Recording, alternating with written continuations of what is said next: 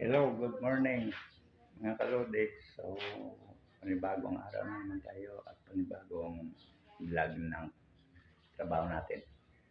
So, nakikisamay pa lang tayo dito sa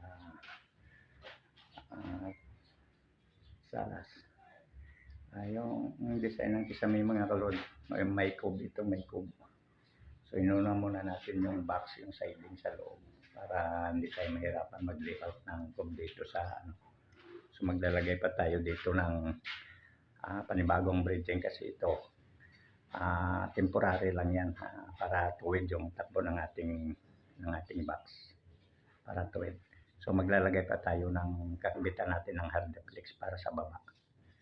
Bali ilalagay natin dyan is 2 feet by 2 feet yan para mas lalong tumibay. Ito ganito rin yan. Ayan. Temporary lang yan para lang sa takbo ng natin na tuwid yung takbo natin.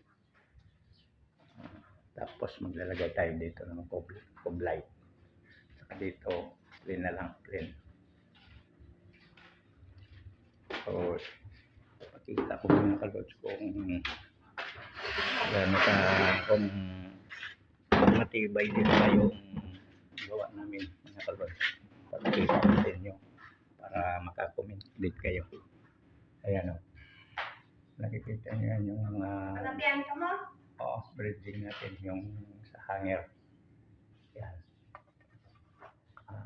Kung sa tingin nyo ba mga kalod, kung matibay din to yung gawa namin. Bye-bye.